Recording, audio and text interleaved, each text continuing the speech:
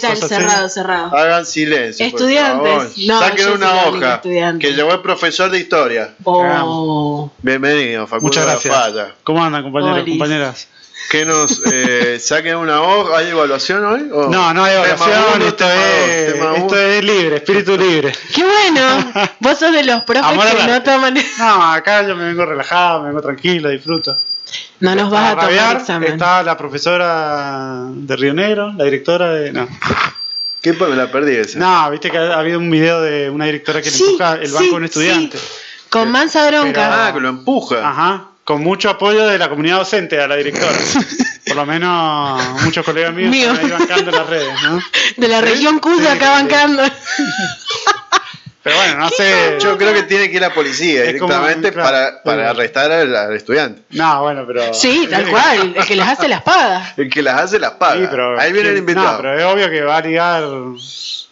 Arranquemos con la columna Vamos. que está llegando el invitado. Vamos. Adelante, Facundo Lafalle. No estamos haciendo. ¿De qué vamos a hablar hoy? Hoy vamos a hablar de lo que en China conocen como el siglo de la humillación. No, ¿por qué ese tema? mire- Es un tema lindo, hablemos. Pero es o después vamos interesante. a remontar. Es interesante. Lo vamos a dejar para continuarlo y va a estar lindo después. Bueno, vale. Y Igual tenés sí. que volver a venir y hacer la etapa 2. Dale. Perdón, Pali, me vas a Vamos a matar. hacer la etapa 2. Porque ¿sabés qué voy a empezar? ¿Saben que voy a empezar a estudiar la semana que viene? Voy a empezar a tomar clase de chino. Ah, Muy bien. buenísimo. Así Entonces, que yo ya quiero- te voy a empezar a hablar. te va a tocar a vos entonces la segunda parte. No, las pelotas, Sí. porque yo no soy socióloga, no soy profesor de inglés, yo siempre estoy en un gris. Vos tenés como una Bueno, pero determinación de conocimiento. que estudiando tenés que mandarín ya tenés muchas explotar. posibilidades. Bueno, Más de la pero que una puedo hacer yo. semana. Bueno. No importa. La armamos juntos a la columna de Me última. encanta, dale, vamos a hacer eso. Vamos a hacer eso. Yo soy muy china, Chicos, saquen muy una Mao hoja. Zedong. No va a cagar el pedo. Arranquen Bueno, entonces la columna, señor. escriban en su carpeta el siglo de la humillación. Ok. Bien, siglo. Ya tengo preguntas. El siglo de la ¿Por humillación. por qué siglo? ¿Por qué humillación? Bueno, no se adelante. ¿Qué es lo que pasa? Perdón, profe, Para la perdón. historiografía china oficial y también para el discurso diplomático, los chinos hablan de el siglo de la humillación, que es un siglo que empieza en el siglo XIX y terminaría a mediados del siglo XX cuando arranca la revolución china. Pero bueno, veamos de qué se trata este siglo de la humillación. Estamos pensando en China, que es un imperio que tiene más de 20 siglos de existencia como imperio. Hoy día es una república popular, es decir, es un estado comunista, pero antes, hasta el siglo XX, fue un imperio, con más de 2 siglos de antigüedad, que con distintas dinastías conservó esta estructura política, la más antigua del mundo, digamos, hasta el siglo XX, ¿no? Lógicamente. Ujú. Pensemos, no sé, la Iglesia Católica, pero la Iglesia Católica tenía o tiene 2000 años de antigüedad como una institución religiosa, espiritual. Acá estamos hablando de una entidad, Civilización. una civilización, una entidad territorial con control político, fuertemente centralizada, ¿ah?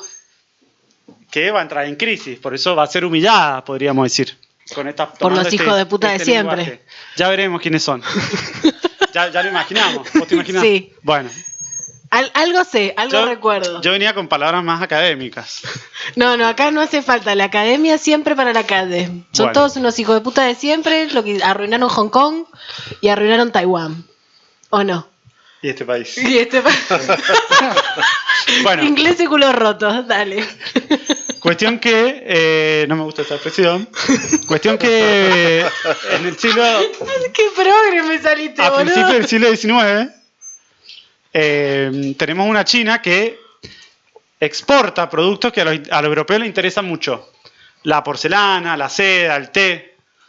Pero la política que tienen la dinastía Manchú es de autarquía, de no comprarle los productos que los europeos les quieren vender. Y acá tenemos una Europa que está en plena revolución industrial. Inglaterra está produciendo textiles en masa, muy baratos, en sus fábricas. Y estamos hablando de un país que en el siglo XIX llega a tener 400 millones de habitantes. O sea, que es un mercado enorme para cualquier país productor del mundo, poder venderle a China. Tengamos una idea, si hablamos de 400 millones de habitantes, a fines del siglo XIX en Argentina tenemos 5 millones de habitantes. Menos de 5 millones de habitantes. Con gobiernos totalmente entregados a los ingleses, digamos. En Argentina y en América Latina, ¿no? Los gobiernos oligárquicos. Argentinos culos rotos, en realidad. Imagínate, Sería 400 millones de personas. maravilloso. Venderle chomba, pantalones a 400 millones de personas. Entonces es un negocio fenomenal. Entonces ahí se van a meter, van a tener un fuerte interés en poder meterse en el mercado chino. China se va a oponer hasta que en el año 1839 comience la Guerra del Opio, que va a durar 3 años. Esta guerra va a tener que ver con Inglaterra va a buscar compensar esa balanza comercial que es deficitaria, a la que no, quiere venderles productos a China y no va a tener mejor idea que venderle el opio que produce en la India, que es una colonia británica. Como va a estar prohibido la comercialización de opio, va a haber contrabando y los chinos van a atacar, confiscar, quemar las mercaderías y los ingleses se van a poner a defender a sus comerciantes. Esto va a llevar a una guerra que va a significar una derrota de China, del imperio de la vasta China, frente a una pequeña armada, una pequeña flota británica, con un poderío militar tecnológico muy superior. Entonces ahí tenemos la primera punta de debilidad de los chinos, frente a un mundo que en esta modernización, que es la industrialización, lo supera en términos militares. Parte de la respuesta a esta guerra del opio va a ser que los chinos van a empezar, el Estado chino va a empezar a armar a su población para combatir a los ingleses y le va a dar armas. Y una de las tradiciones que tiene China es la conformación de sociedades secretas, de pequeños clubes pequeños, pero también con como logias. Anclaje masivo, claro, como logias, pero también que logran apoyos populares que conspiran para cambios políticos y sociales. Pensemos que China es un imperio con el emperador que se mantiene, con la estructura y una estructura abajo de los mandarines, que son los funcionarios, que tienen una particularidad. Desde el siglo VII, la burocracia china, la administración estatal china, está compuesta por expertos, por sabios que rinden un examen para ingresar a la burocracia. ¿Sí? Sí. Y los tipos son, cobran los impuestos, son los líderes, digamos, regionales, construyen puentes, caminos, se encargan de la educación, se encargan del aspecto cultural, es decir, tienen un amplio manejo y un amplio poder sobre la población. Esto estructurado con este sistema meritocrático, diríamos hoy, de los exámenes. Estos son los mandarines, ¿sí? Estos sabios expertos que se encargan de la burocracia. Cuestión que una de estas sociedades secretas se va a llamar la sociedad de los que veneran a Dios. Y en 1850, un líder que va a ser Hun, va a proclamarse rey celestial, y va a fundar una teocracia que va a desafiar al poder del imperio, al emperador. Y va a fundar una teocracia. Él se proclama rey, la capital, que es Nankín, va a ser la capital celestial, y va a controlar todo el sur y el este de China. Pero no solo eso, digamos, es un movimiento teocrático, podemos decir, con esa característica fuertemente centralizada, autoritario, pero en aspectos sociales profundamente revolucionario. Y va a tener fuerte apoyo de los campesinos. ¿Y qué va a proponer? Va a proponer medidas como la abolición de la propiedad privada, el reparto de las tierras, la igualdad de los sexos. Y este movimiento, que empieza con mucha fuerza, va a empezar a perder apoyo de algunos sectores. Los grandes terratenientes se van a oponer, lógicamente. Los pequeños terratenientes también se van a oponer. Y pensemos que Hank es un líder religioso, es decir, una especie de profeta, un líder místico, que lleva a sus hombres, que son miles y miles, a un proyecto político que también es un proyecto espiritual. Es decir, es una especie de misión para construir esta sociedad celestial en la tierra, ¿no? ¿Y qué religión era, te acordás? Y ahí tienen, lo que hace él es una confluencia de elementos del cristianismo, del budismo y del taoísmo. Es decir, que es una mixtura. Por lo tanto, los sectores religiosos también se van a abrir, porque van a considerar que es demasiado ecléctico, digamos, ¿no?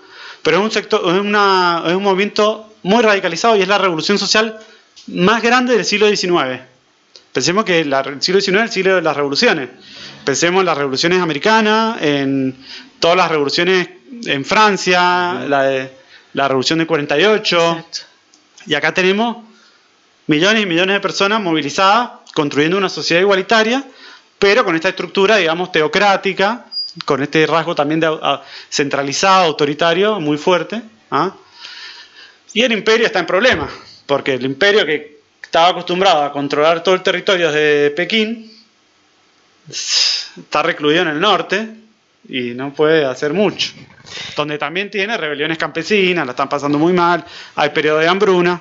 Claro. Entonces encuentran la oportunidad y los chinos, el emperador, hace acuerdos con quienes, Con los ingleses culos rotos.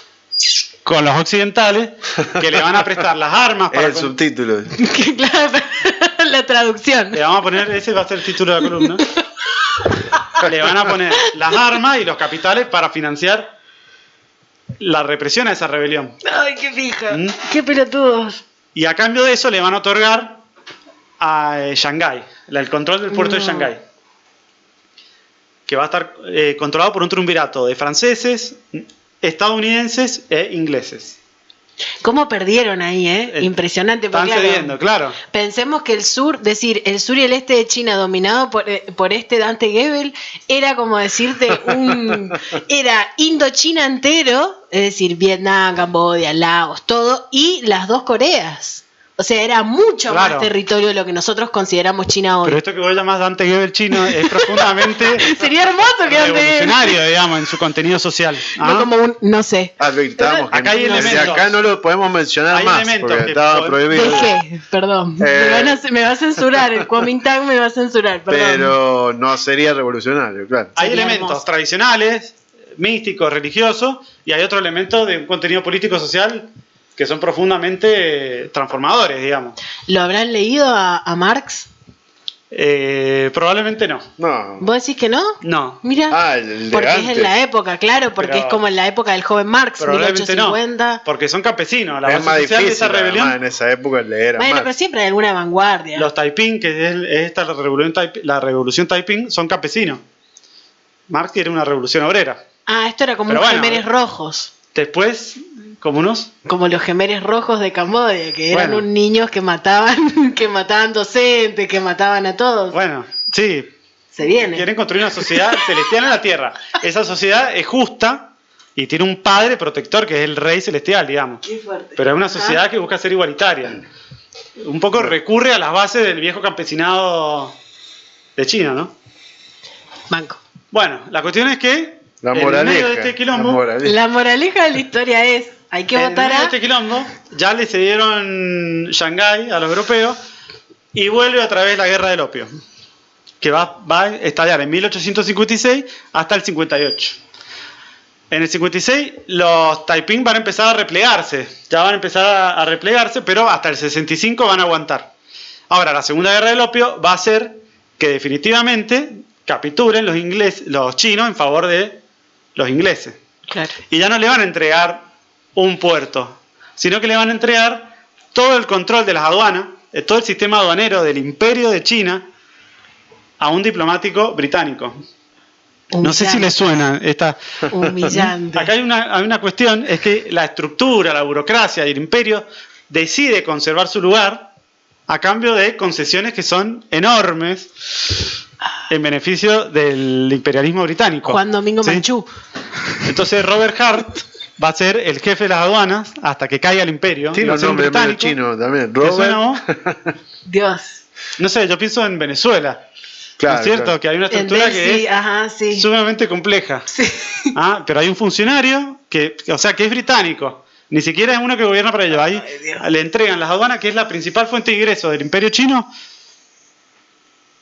Y lo tomaron como una isla del Caribe nuestra, o sea, como decir un protectorado, que es lo que pasó en Como Cuba. una el especie de siglo protectorado pasado. económico. Claro. Pero la estructura sigue siendo formalmente independiente. Una de las cosas que hace que esto siga siendo independiente es que están los rusos interesados en China, los yanquis interesados en China, los ingleses interesados en China, Y ellos los están franceses re lejos. y los japoneses. Pero todos tienen interés en China. Entonces eso hace que China no pierda su independencia, como el caso formal, como el caso de la India, por ejemplo, que va a ser un virreinato inglés. Entonces, pero todos estos países van a atacar a China, ¿no? Entonces, Japón le va a quitar Corea y Taiwán. Francia le va a quitar Indochina, que es Vietnam, Indonesia, etc. Los portugueses le van a quitar Macao. Después tenemos los japoneses, Manchuria, en la parte norte, ¿ah? Y Estados Unidos va a estar interesado en la apertura comercial, porque ya ha generado su expansión hacia el Pacífico y quiere expandirse por este lugar. Ahora, la debilidad que tiene el imperio es enorme. Por fuera está profundamente dependiente y por dentro ha tenido convulsiones sociales, crisis sociales, mejor dicho, revoluciones sociales, y esto lo quiero poner en mayúscula. ¿Ah? Si hacemos una visión ortodoxa, la visión ortodoxa tradicional es considerar esta rebelión como un movimiento tradicionalista, diríamos reaccionario. Mal ahí. Pero podemos pensarlo también como que hay una mixtura de elementos que sí son progresivos con otros elementos que son más propios de la sociedad tradicional y el campesinado tradicional. La revolución rusa, pero antes. Bueno, claro. En lo que se inspiró la revolución del 17. Bueno, claro. Estamos haciendo mal esos elementos, ¿no? Estamos leyendo mal la historiografía. O sea, claro, nos estamos perdiendo unos capitulazos. Tratamos de hacer esa lectura y la podemos poner en valor. Claro, pensemos perfecto. Que hay 10 millones de muertos en las guerras civiles de China o incluso más en el siglo XIX. Pero bueno, para no hacerla más larga. Y después yo quiero que hables de lo drogados que estaban los chinos, porque llega la guerra del opio, es eso, como que llegaron con todo el tráfico de opio que traían desde India los ingleses, y estaban todos los chinos que les encanta fumar, estaban todos los chinos re en cualquiera. Y bueno, es que el problema es que genera adicción. Un montón. Entonces una vez que lo meter en el mercado, no es como meter cereza. No. O sea, aunque nos guste mucho la cereza. Bueno, quedaron como que toda una población como completamente adormecida. Onda fentanilo. Claro, pero militarmente vencida también. Tal cual. Entonces, lo que va a pasar después de esto es que el poder central se va a debilitar. Van a empezar a aparecer señores regionales, jefes militares regionales, que van a ser los que un poco lleven la batuta. Entonces, el imperio central ya está re flojo, no controla ni sus ingresos, militarmente está sometido, las rebeliones sociales lo han desplumado, entonces empiezan a haber como jefes militares en las regiones que empiezan a tener un poder más efectivo en detrimento del poder central. Por eso digamos que tiene los días contados.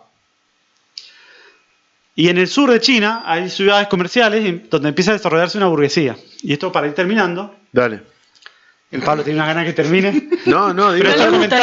estos comentarios que hacemos con la Martí hacen que sea esto más largo. Perdón. Que nuestro invitado espere un rato más. Censúrame, págame esto. La cuestión es que en el sur de China empieza a aparecer una burguesía comercial. Es decir, que van a ser, que están interesados obviamente en el comercio internacional. Y van a buscar van a decir, bueno, van a ver que la estructura del imperio no les favorece. Entonces, después de que todas estas potencias, por ejemplo, en el 1900 atacaron Pekín, Rusia, Estados Unidos, todas a la vez atacan Pekín con la rebelión de los Boxers, que es anticolonial, antimoderna, antioccidental, la represión la hacen todas estas potencias que atacan la capital. O sea, esta burguesía decide fundar un partido, que es el Partido Nacionalista, el famoso Kuomintang, y con ideas republicanas van a impulsar una revolución en 1911 que van a contar con el apoyo de los campesinos, las sociedades secretas, los jefes militares, la nobleza que ya no les sirve el imperio, y en el 12 se va a proclamar la república. Cae el imperio, después de más de 2 siglos, de 20 siglos de existencia, más de 2 milenios tenía el imperio chino. Cae el imperio y se proclama la república en 1912. Y la república es parte del siglo de la humillación. Porque la república, en realidad, formalmente es una república. Sun Yat-sen va a ser el presidente, el líder del Kuomintang, pero en realidad el poder territorial lo van a seguir teniendo estos señores regionales, estos señores de la guerra, hasta 1949, cuando triunfe Mao Zedong con la Revolución China y empiece nuevamente un proceso de centralización que para la historiografía oficial de China se habla de una dinastía nueva. Pondría fin al siglo de humillación, sí, y reconectaría el Estado comunista con la tradición del viejo imperio chino. Entonces, bueno, lo que hay ahí es una relectura de la historia, Y bueno, una confluencia de las ideas marxistas con ideas nacionalistas, digamos, que va a ser parte de la clave del triunfo de Mao en un contexto del que vamos a hablar otra vez. Sí. En otra oportunidad, porque el Pablo nos va a matar. No, Entre el 21 y el 49, ese tenemos Claro. que hablar, cuando se forma el Partido Comunista Chino y cuando gana Mao el 1 de enero. Bueno. Ese para mí, ese periodo Es es interesante. riquísimo históricamente. Es muy interesante y tiene Eso mucho vamos que a ver las hablar. potencias extranjeras en eso. Ah, Y mira. claro, porque Japón se va a meter. Ah, y, sí, el que por supuesto. y el que los enfrenta a Japón va a ser Mao. Y Entonces, Chiang Kai-shek, el pelotudo de Chiang Kai-shek. y bueno, Escúchenme. No vamos a hablar más nada, porque este tema es como que hay un montón para hablar. Tenemos podemos que hablar hacer, podemos hacer un programa especial sobre China. sí, si está quieren. bueno. Sí, estar Podemos 2 hacer un- horas, taca, taca, taca, taca. 2 horas, Hablar bueno. de Xiaoping, todo. Bueno. Música, Bueno, dale, todo hacemos. dale. Lo preparamos ya. Dale, preparamos. olvídate, va a estudiar chino, o sea, Yo les voy a hablar ni hao, todo, Es les que voy a ella hablar si de todo quiere el ir a chino. China. lo vamos a hacer, lo Pronto. vamos a hacer. Hay que hacer China acá. Yo quiero que También China podemos. llegue acá también. Se van a arrepentir de haberle dicho chino a Sí. todos esos que Sí, lo decían. Ah, mal ahí. ¿viste? Vamos a hacer la revolución de todos los supermercaditos. La vamos a empezar a gestionar desde acá. Muy bien, Facu, muchísimas Gracias, gracias como siempre A por usted, la columna siempre. Hilos Sueltos de la Historia con el señor Facundo Lafalla.